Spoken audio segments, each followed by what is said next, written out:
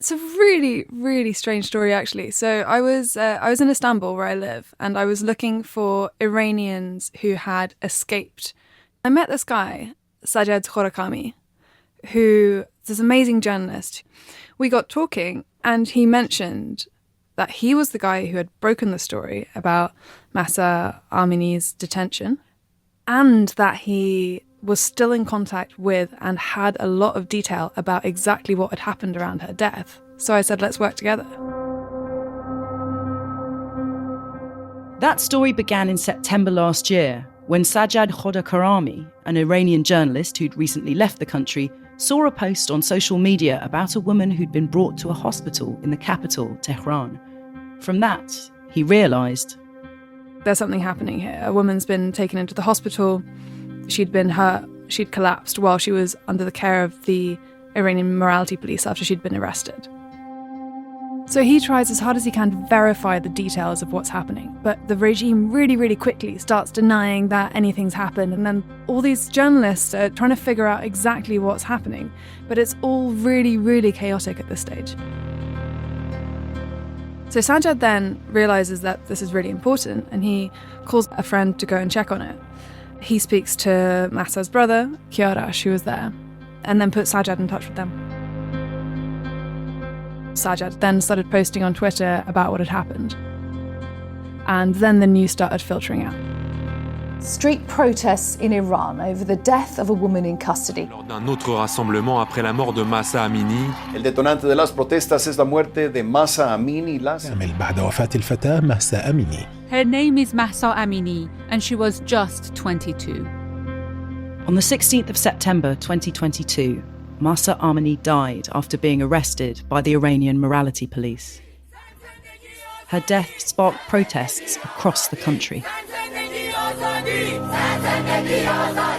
Chants like woman, life, freedom became cries of the movement. For many, it felt like the start of regime change. There are all marks that this is a new revolution in Iran, there's a new beginning in Iran. But 6 months on from her death, there are still two narratives about what happened to Mahsa Amini. There's what the regime wants us to believe, and then there's what witnesses say. The authorities say she had a heart condition, but eyewitnesses say she was beaten up in the police van. And today, we go behind the scenes of a Sunday Times investigation into the most comprehensive account yet of her final days. You're listening to Stories of Our Times from The Times and The Sunday Times. I'm Jenny Kleeman. Today, uncovering the truth, the killing of Mahsa Amini.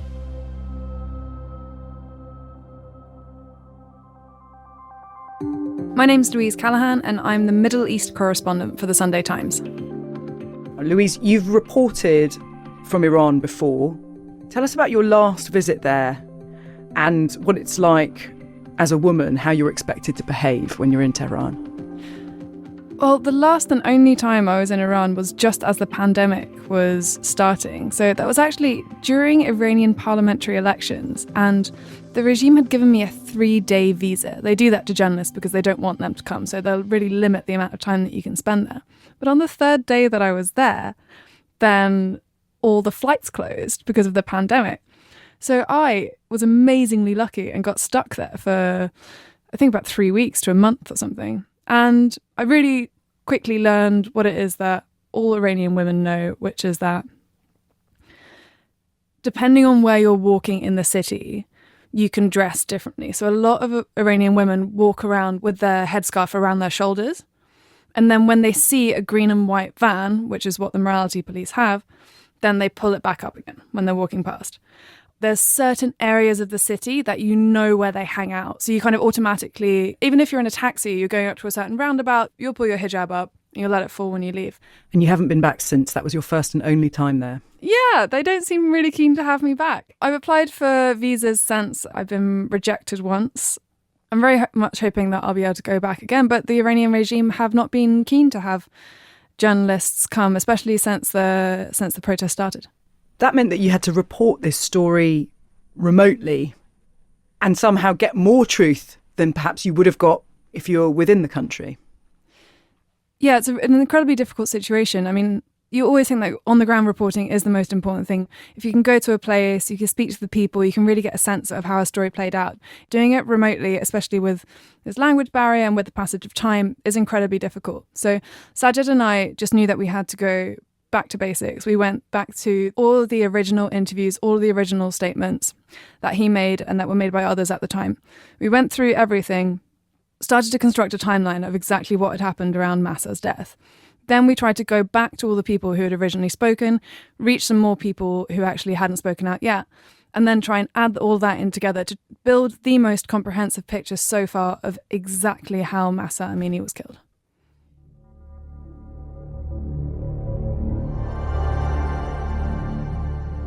Tell us then about Mahsa Amini. Who was she? What happened to her?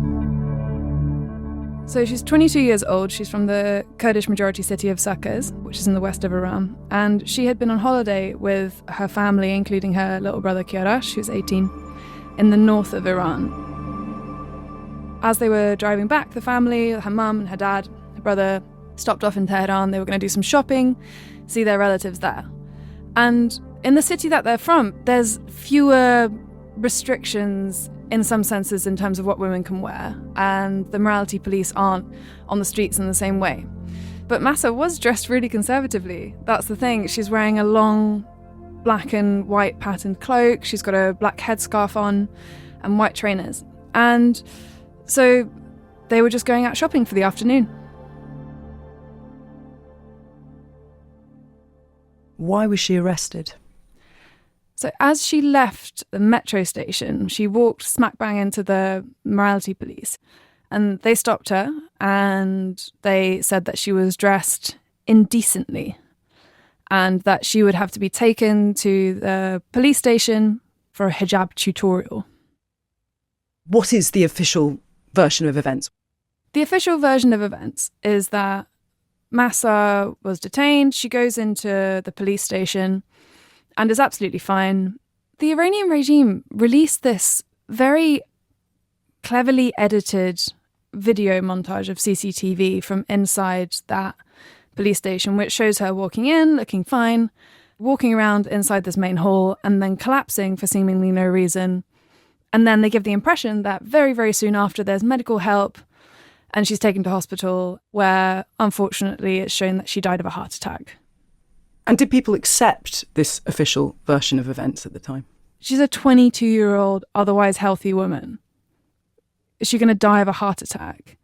You know, so that's the question that people were asking. Her family were very clear. Mahsa had nothing wrong with her. So even though there is CCTV, which, as you say, may have been edited to suggest that she just walked into the police station and collapsed, people weren't buying it at the time. People absolutely weren't buying the regime's narrative, no. And I think that her death and the regime's quite half-hearted attempt to cover it up or say that she had a heart attack, and the regime's attempts to tell a different story were just vilified. People were laughing at them. We spoke to 7 witnesses who were inside that room, and we were able to establish that that was not true. Let's go on now to what you've discovered about what happened. Tell us. So on the way to the police station, she's put into the back of the van. And then so she's with all these other detained women and some female morality police officers who are in the front of the van. And while she's on the way, Mahsa starts panicking. And we spoke to a witness who was inside this van. We had contact with her. And she explained for the first time in detail exactly what happened there. So Mahsa started panicking. She was saying, I'm not from the city. I don't know anyone here. My brother's waiting for me. He doesn't know where I am. And she made her try and stand up. And one of these women grabbed hold of her, tried to make her sit down. And the other one rushed over and started beating Mahsa around the head. Now, we don't know if she used a weapon or whether she hit her head off something or exactly what happened. But we know that afterwards, Mahsa went quiet and she sat with her head in her hands. When they arrived at the station, you can see in footage released by the regime that the women who were in the van walk up the stairs into the main hall, into the waiting room, where there's about 50, 60 women there. And they're all waiting to, have a talking to and then eventually sign their release papers that will allow them to leave. And As we've heard, that same CCTV footage released by the authorities then shows Mahsa Amini collapsing inside the police station. So after Mahsa collapsed, then the female morality police officers who were in the room did nothing. It was the other detained women who said, look, there's something happening. They rushed over. They tried to help her. They tried to ask for medical help. One of the women that we spoke to said that Mahsa was immediately unconscious. Her eyes weren't responding. She wasn't speaking. She was cold. She was deathly white. And the morality police female officers, they mocked Mahsa and they mocked the women for asking for help. One of them went on a microphone and shouted out, oh, we've seen a lot of these Bollywood acts before, giving the impression that they were sort of being dramatic and hysterical and pretending to faint all over the place like they were in a Bollywood film. And the women were begging them. We spoke to witnesses who said, well, we're just desperately asking, please call an ambulance, do something. And they were just mocking them. They weren't interested in hearing. After at least half an hour, then some kind of medics who work in the station turned up. It's unclear exactly how trained they were. We know that they checked her pulse. They lifted her legs up, so presumably they thought she'd fainted, rather than realising that she's completely unconscious. Unbelievably, it took 45 minutes from when Mahsa collapsed until an ambulance was called. 45 minutes. When the ambulance arrived, they did CPR and took her into the ambulance and took her to the hospital. And one of the witnesses, one of the women you spoke to, was then released. What did she see outside? What did she encounter outside? So the family members waiting outside, when they heard the screams from inside after Mahsa collapsed, when the women were pleading for help, they then started demanding at the people waiting at the door, what's happening? We need to know what's happening. Please help. And the police officers had responded by hitting them with batons and spraying them with pepper spray, trying to disperse the crowd. It was the scene of complete chaos. No one seemed to understand what was going on. People were asking, what happened? Who was this woman who collapsed? What did she look like? Waiting outside at this time is also Mahsa's brother Kiarash.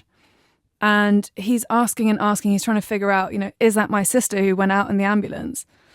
And eventually he shows a photo to one woman who was released and she said, yeah, that was her. And the officers there knew that this was a potentially explosive situation. They did their best to try and destroy evidence. They did a number of things. They took a bag of clothes that one of the witnesses believes belonged to Mahsa and threw it into the road and said, take this, take what you want. They also tried to pretend that it was one of their own officers that had been taken away in the ambulance. Some of the officers also went through detainees' phones, didn't they? When the women were detained, most of them had had their phones taken off them, but a few had managed to hide them away. And they were trying to secretly record what was happening. And they said, we're going to go through all of your phones and delete every single thing. And all of the women who were released before they were allowed to leave, they went through their phones, they went through everything, they searched them in detail to try and make sure that not a word of this got out. So not only have you spoken to witnesses, you've corroborated what they've told you, their accounts, with hospital records. What do those records show? The hospital records show several different things, and that's the problem with it. So they show that Mahsa was taken to the hospital at 8:30. About an hour and a quarter after she collapsed. However, her patient notes show that she died of a heart attack. They show that there was no damage at all to her body and that there were no physical injuries at all. But the thing is, that's not what any of the witnesses say, and that's not what her family who saw her in the hospital say. And that's not what you can see in a photo of her from the hospital, where her head's swaddled in bandages and blood's leaking from one ear. So there's two different stories being told. And that's what made this a very, very challenging story to report, is that you have to look at everything from every possible angle and try and assess, would the hospital be lying? Which of these 10 things can we believe? You mentioned Mahsa's brother, and you and Sajid spoke to him. about what happened that night? What does he remember? So Sajed spoke to him several different times from almost the day or two after he arrived in hospital and in the days following that. And he's only 18 years old and he didn't know the city at all. His sister was just taken away from him and then he had to go and find her in the hospital. People were lying to him. It's obviously incredibly emotional. I can't overstate how brave he and the rest of her family are. They were under huge pressure from the security service not to say anything. In our interviews with him, every sort of few sentences he says, "Oh, I better go, there's someone here trying to stop me." They were under huge, huge pressure not to speak out, but they did it anyway because they thought it was important and that people needed to know how their daughter died. So Mahsa is lying in hospital. Sajid breaks the story and it goes viral. What happens next? What happens to Mahsa? After 2 days of her family waiting by her bedside, of these news reports swirling around the world, Mahsa dies. She had a heart attack and they weren't able to restart her heart because there was no activity in her brain. She was brain dead. And as the news of her death comes out, then people start gathering outside the hospital. And then into the evening, then that's when you start seeing these videos, which have now been spreading for months. People in the streets of Tehran shouting, "Death to the dictator."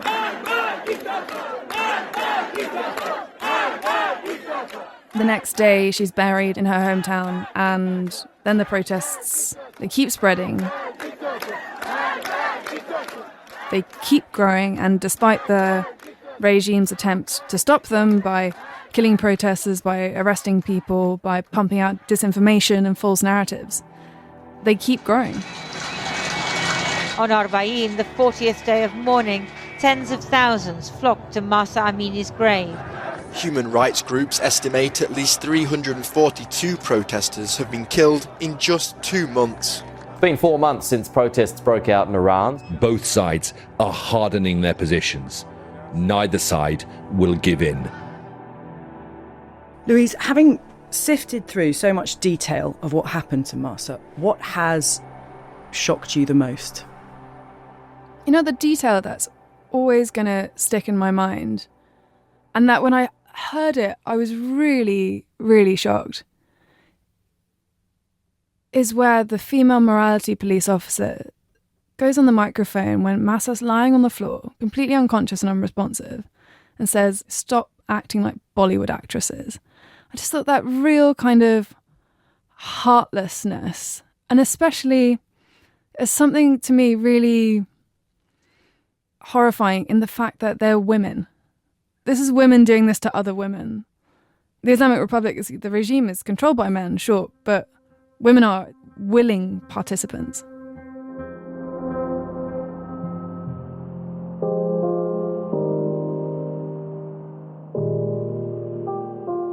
So, Mahsa Amini's death sparked these protests that we have seen worldwide. Why were these particular protests so significant?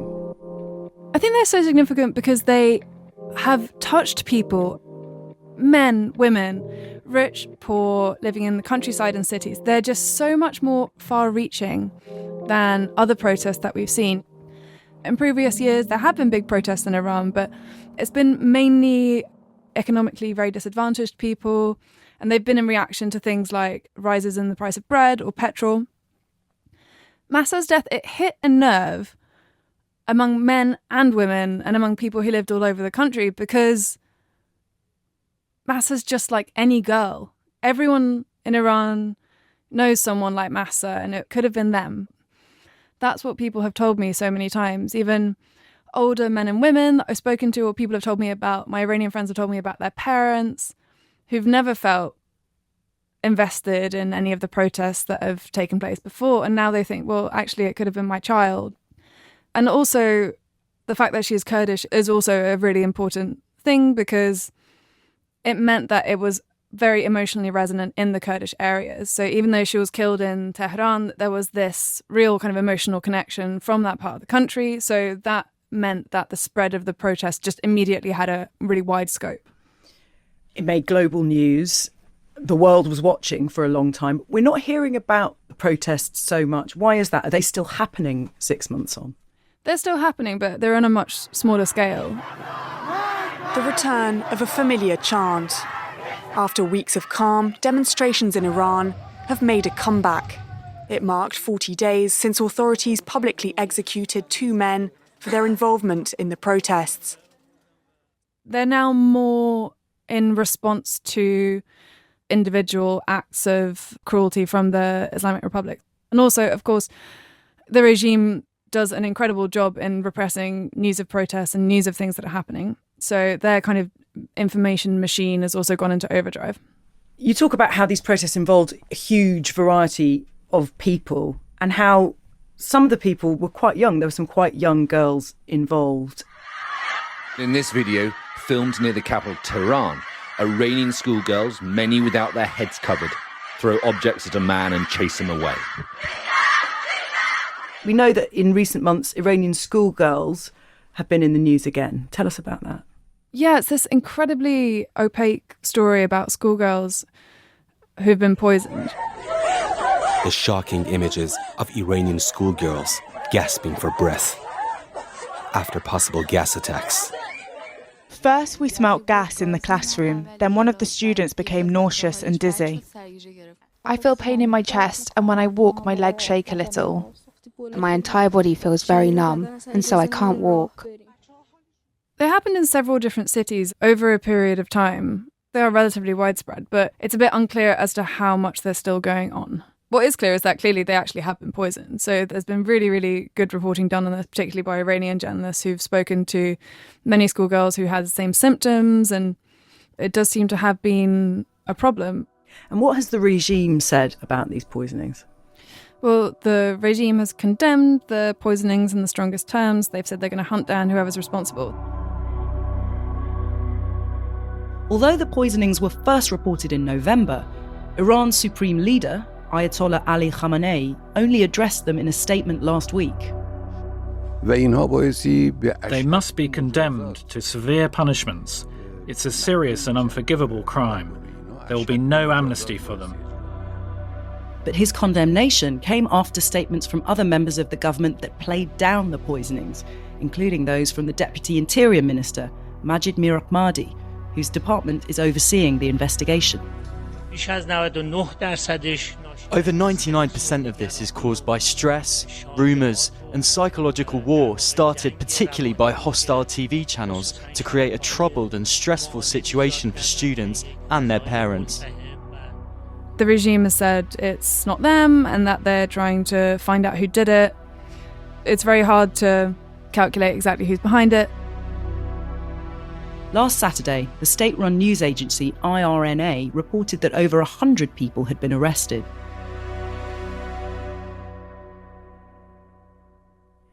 Why would anyone target schoolgirls? Well, schoolgirls were some of the most, and remain some of the most potent force behind these protests. They are. It's absolutely incredible how brave these girls are. I spoke to one 16-year-old girl a while ago who told me that before the protests, she'd been a bit of a geek and really shy, a bit scared all the time. But then when they started, she took her headscarf off. Her and her friends they were tearing down pictures of the supreme leader and shouting in the faces of their headmistress. It's just incredible. Some of my older friends, I was speaking to a journalist friend who's in her 40s. She was saying that every time she feels like giving up, she looks at these 16-year-old girls that are still risking their lives on the streets and says, I can't do this. So the schoolgirls and the images of these teenage girls taking off their hijabs and shouting at figures of authority and standing up to police, they've been this incredibly potent force in the protests. So I think there's a sense that they were targeted because of that, because they represent this idea of a new generation of youth in Tehran and across the country who are not going to stand for this. They're symbolically very powerful because they're being so defiant, but they also represent a potential future where people just will not take this anymore. Absolutely. And I think that when you talk to Iranians who've been protesting about what's going to happen, are these protests just going to fizzle out? I think, absolutely the protests have decreased in intensity, but what everyone says is, actually we've started something that can't be stopped, even if it's not now, even if it's in a year or two or longer.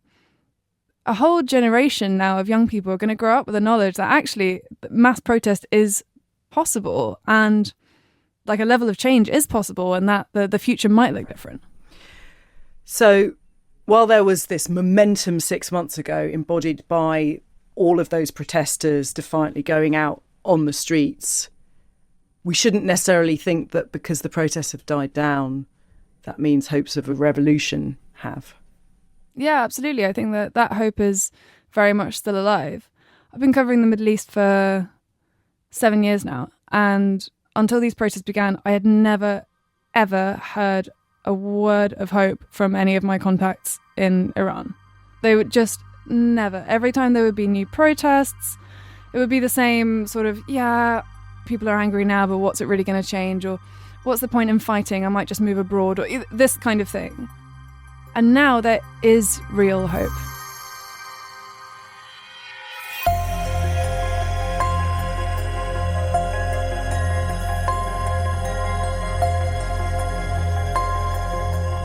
You've been listening to Stories of Our Times, a podcast brought to you thanks to subscribers of The Times and The Sunday Times with me, Jenny Kleeman, and my guest, Middle East correspondent for The Sunday Times, Louise Callaghan.